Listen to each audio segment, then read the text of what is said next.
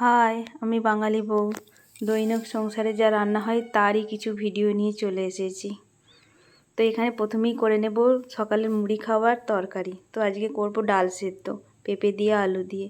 তো প্রথমে ডালটা ধুয়ে চাপিয়ে দিয়েছি, ডাল আলু পেঁপেটা ধুয়ে চাপিয়ে দিয়েছি, দিয়ে সামান্য সর্ষের তেল দেব। সর্ষের তেলটা তো দিয়ে দিয়েছি, এতে নুন আর হলুদ দিয়ে বেশ সেদ্ধ করে নেব। বেশ খেতে ভালো লাগে এরকম মুড়ি দিয়ে ডাল সেদ্ধ।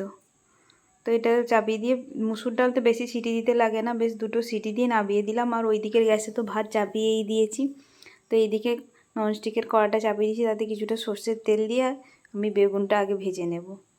তো আজকে আমাদের দুপুরের মেনু আছে বেগুন ভাজা, ওল ভাতে আর ডিমের ঝোল। তো প্রথমেই এখানে আমি বেগুনটা ভেজে নিচ্ছি। তো আমি সকালের দিকে দুটো গ্যাসেই রান্না করি, তাড়াতাড়ি হয়ে যায়। আর আমি তো আগেও বলেছিলাম ননস্টিকের কড়াতে আমি ভাজাভুজি করি, মানে এই আলু ভাজা, বেগুন ভাজা, পটল ভাজা এইসবই ভাজাই করি ননস্টিকের কড়াতে। তো এটা বেগুনটা ভাজা হতে হতে আমি এখানে ডিমের ঝোল যে করবো তার মশলাটা করে নেব। সামান্য আদা নিয়েছি, রসুন নিয়েছি আর টমেটো নিয়েছি, নিয়ে এটাকে একটা পেস্ট বানিয়ে নেব।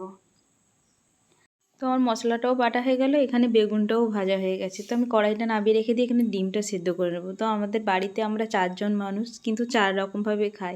তো এখানে দেখুন 3টে ডিম সেদ্ধ করছি। মেয়ের বাবা খাবে ডিম সেদ্ধ শুধু, আমার শাশুড়ি মা খাবে ডিম ভাজা, আর আমি আর আমার মেয়ে ঝোল খাবো। তাই 3টে ডিম সেদ্ধ করছি। আর মায়ের জন্য ডিমটা ভাজতে হবে, সেটা পরে ভাজি। তো এখানে ডিম সেদ্ধটা চাপিয়ে দিয়ে আমি দেখুন ওই দিকের গ্যাসটাতে প্রেসার কুকারটা চাপিয়ে দিয়েছি, তাতে ওলটা দিয়ে দিলাম।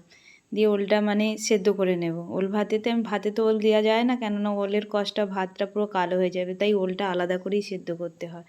তো এখানে ওই দিকে ছোটো গ্যাসটাতে আমি ডিমটা সেদ্ধ চাপিয়ে দিয়ে এখানে বড় গ্যাসটাতে আমি ডিমটা ভেজে নিচ্ছি। এটা মায়ের জন্য আর কি ডিমটা ভাজা হচ্ছে, ভেজে ঝোল খেতে উনি ভালোবাসেন, তাই ডিমটা ভাজা হচ্ছে।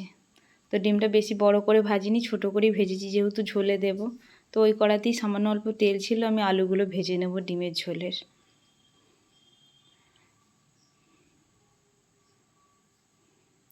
তো আলুগুলো একটু সামান্য হলুদ দিয়ে কিছুটা সময় ধরে নেড়েচেড়ে একটু ভেজে নিলাম।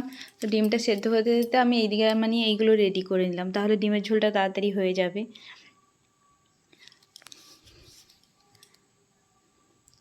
তো এখানে মেয়ে সেই টিফিন নিয়ে যাবে, আগের দিনও বলেছিলাম ও পাস্তা খেতে ভালোবাসে, তো তাই পাস্তা আজকেও টিফিন নিয়ে যাবে। তাই পাস্তাটা ওইদিকে সেদ্ধ চাপিয়ে দিয়ে ডিমটাও সেদ্ধ হয়ে গেছিলো, খোসাগুলো ছাড়িয়ে নিলাম। নিয়ে এখানে ডিমটা একটু ভেজে নেব নুন দিয়ে, নুন হলুদ দিয়ে একটু ভেজে নেব। তাই কড়াতে সামান্য হলুদ দিয়ে দিয়েছি, আর আগেই একটু নুন দিয়ে দিয়েছিলাম। দিয়ে এই যে দুটো ডিম, মানে আমার আর আমার মেয়ের, এই দুটো ডিমকে একটু নেড়েচেড়ে ভেজে নিলাম। তো ডিমটা ভাজা হয়ে গেছে, এবার আমি তুলে নেব। তো ওই তেলেতেই আমি ডিমের ঝোলটা করে নেব আর কি, যেটুকু তেল আছে ওতেই হয়ে যাবে আর কি। তো দুটো তেজপাতা দিয়ে দিলাম, সামান্য একটু গোটা জিরে দিয়ে দেব, আর দুটো কাঁচা লঙ্কা দিয়ে দেব। তো আমি রান্নাটা কাঁচা লঙ্কা দিয়েই করি আর কি, বেশিরভাগ শুকনো লঙ্কাটা কমই ব্যবহার করি।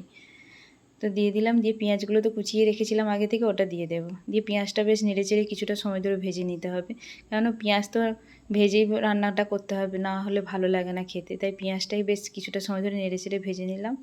নিয়ে এখানে মশলাটা তো আমি আগে থেকে বেটে রেখেছিলাম, আদা রসুন টমেটোটাকে পেস্ট করে রেখেছিলাম, ওটা দিয়ে দেবো। দিয়ে বেশ কিছুটা সময় ধরে কষতে হবে, যেহেতু কাঁচা রসুনটা আছে তার গন্ধটা ছাড়বে, তাই কিছুটা সময় ধরে আদাটা রসুনটা ভালো করে কষে নিতে হবে।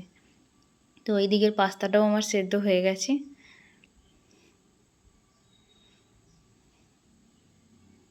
দেখুন বেশ কিছুটা সময় ধরে একদম কষে নিয়েছি। নিয়ে এবার দেখুন, এবার একে একে মশলাগুলো দিয়ে দেবো। তো মশলা ছাড়া তো বেমানান তরকারি, তাই মশলাটা দিয়ে দেব।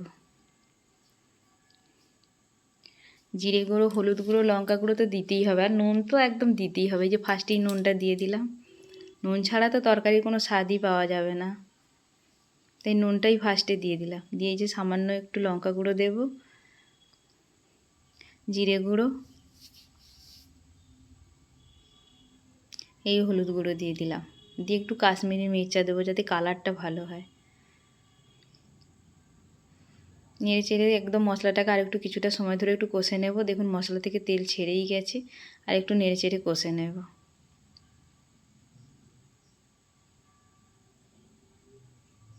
দৈনিক সংসারে যা রান্না হয় সেইগুলোরই আমি আর কি ভিডিও বানাই।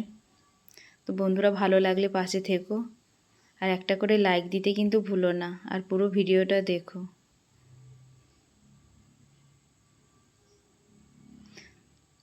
তো আলুগুলো দিয়ে দিলাম, তার সঙ্গে দুটো ডিম সেদ্ধ ছিল সেটাকেও দিয়ে দিলাম, দিয়ে একটু কষে নিয়েছি। দেখুন মশলা থেকে তেল ছেড়ে গেছে, এবার জল দিয়ে দেব।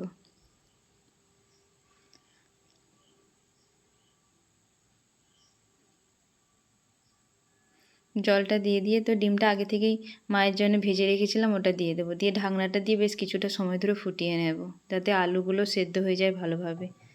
তো কিছুটা সময় ধরে ফুটিয়ে নিলাম। দেখুন আলুটাও সেদ্ধ হয়ে গেছে, ঝোলটাও মাখা মাখা হয়ে গেছে।